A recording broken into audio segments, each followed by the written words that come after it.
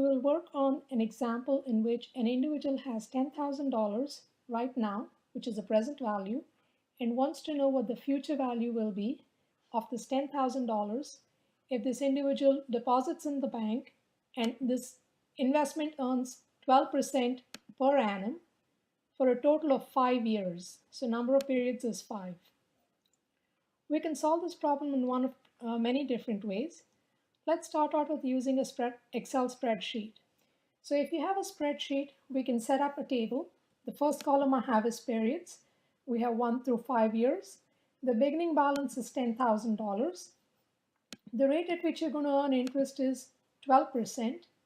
So the first year, you're going to earn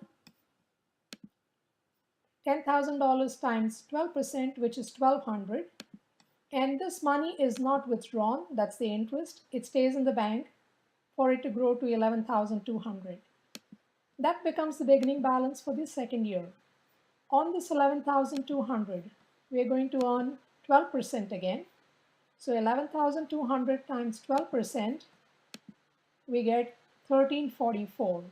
Now add this to the beginning balance and you will get the ending balance at the end of the second year to be $12,544.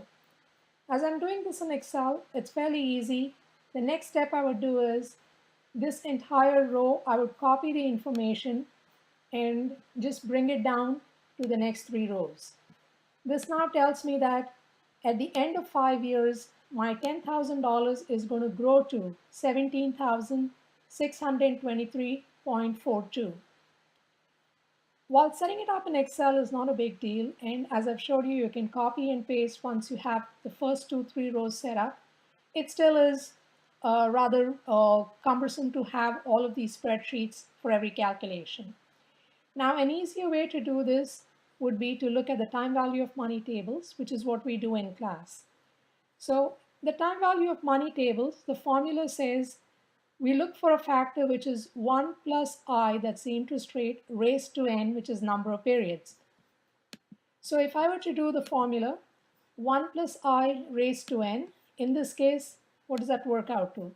It's 1 plus 12%, so 1 plus 0.12, 0.12 is the same as 12%, raised to 5.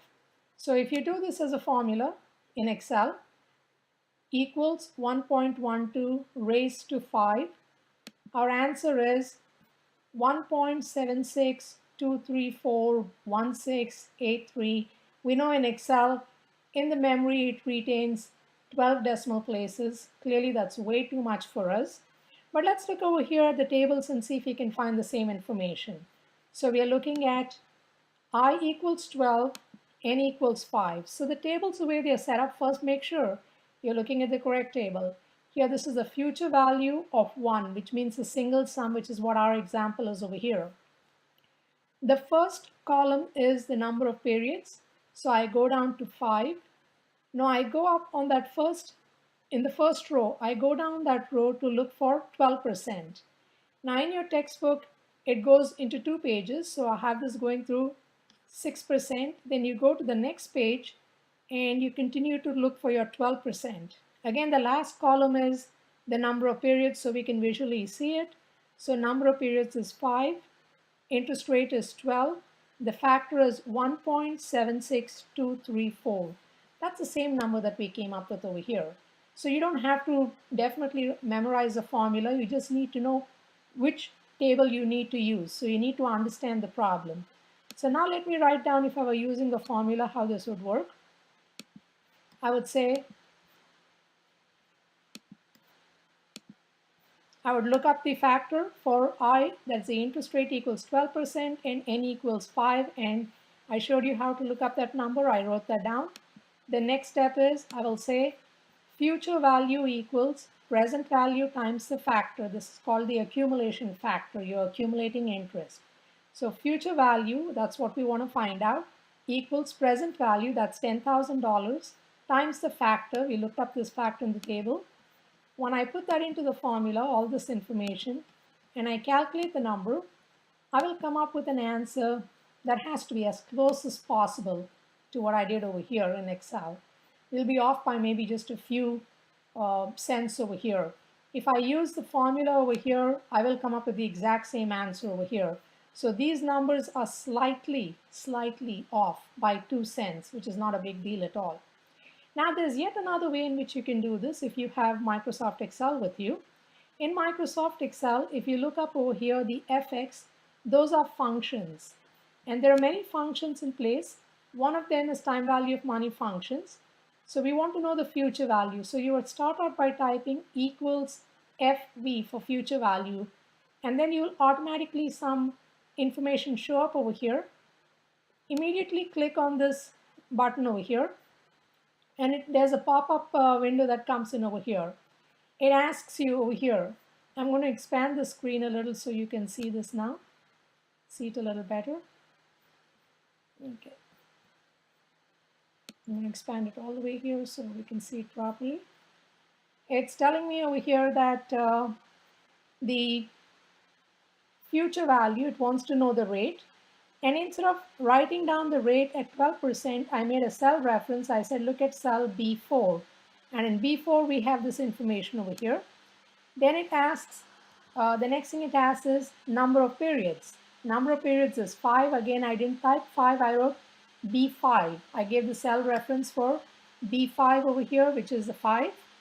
Then it asks me what are the payments, number of payments. We have no periodic payments. It's just a single sum, so you can leave this blank. It asks you what's the present value. The present value is $10,000. And here, if you see, I wrote minus B3. And the reason I wrote minus B3 is the way Excel looks at this is the $10,000 right now, I am giving up. I'm sacrificing $10,000. I'm putting it in the bank. I don't have access to it right now for the next 5 years. So I put that as minus B3. And then that gives me this answer. It tells me what the result is. So I'm going to click done over here and close the formula builder. And again, let me go back over here and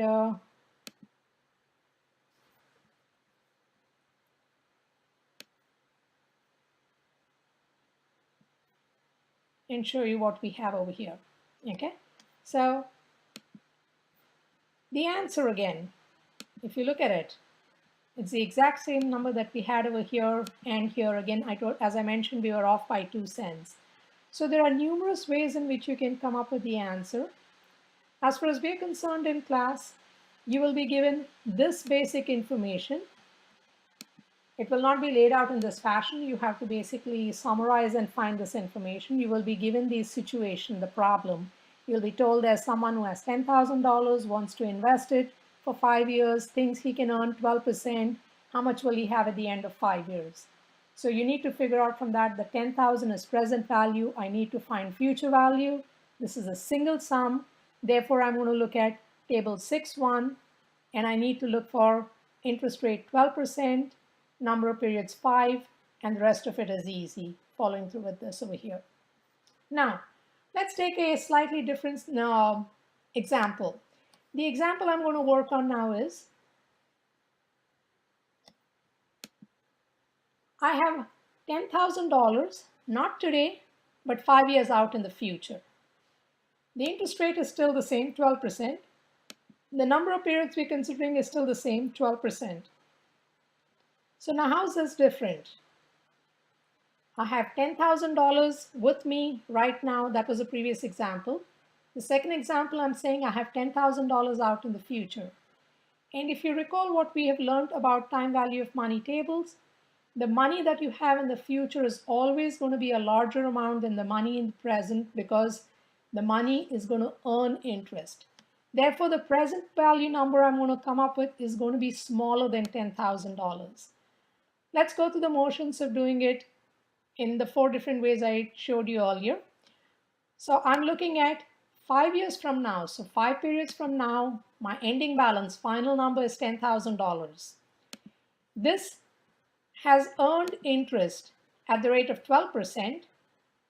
So to calculate the interest, an easy way of doing this is take this number, the ending balance, divide that by 1.12 to find out what the beginning balance is. So this number times 12% gives you the interest rate. This number times 12% will give you the interest. When you add these two numbers, you come up with 10,000. So you're working backwards to find out what the beginning balance is. So now that was the ending balance for the fourth period. Again, the interest included in that amount is 100, so it's 112%. You calculate the beginning balance for that period again to be this number divided by 1.12. The difference between these two numbers is the interest that was earned. Once again, after I've done my second row, I can copy that down for my next 3 rows and find out that at the beginning of the period, today I have $5,674.27. And if I keep it for 5 years, it becomes $10,000.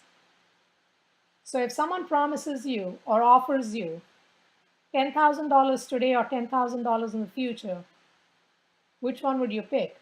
Obviously $10,000 today, because that same $10,000, if you put in the bank at 12%, we already saw in the previous example, it's going to grow to $17,623.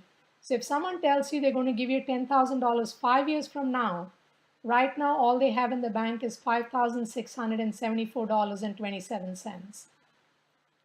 Now let's look at the tables and see where I'd find this information. So again, looking at these tables over here, I'm going to expand this a little so you can see this. Table 6.1 was future value. We move on to table 6.2. In table 6.2, look at the formula. In 6.1, it was 1 plus interest rate raised to n. Here it is that same thing, but it's in the denominator, 1 divided by that number. So if I did that same, I wrote out that formula over here, 1 divided by 1 plus I over n. And in our case, it's going to be 1 divided by 1 plus 0.12 raised to 5. And you calculate that number, the factor is 0.567426856. Okay, let's look up the table. We already know how to look up the table. We are looking for 5 periods, 12%. Again, we need to go to the next page. 5 periods, 12%, and the factor is 0.56743. That's the same thing that we have here. It's rounded up to 5 numbers over here, 5 digits over here. So just as we had done before, first find the factor. We saw how to do that. Now it is future value equals present value times factor. So future value equals present value times factor. And my mistake over here, I should write present value equals future value times factor. And so this is present value that we're looking at. And we come up with the answer, which again, now when you compare these numbers, you're off by 3 cents. And again, that's okay. Now, using the Microsoft Excel formula, in the previous case, we wrote equals FV for future value. Now we write equal PV for present value. Amount is minus 10,000. Interest rate is 12%. Number of periods is 5.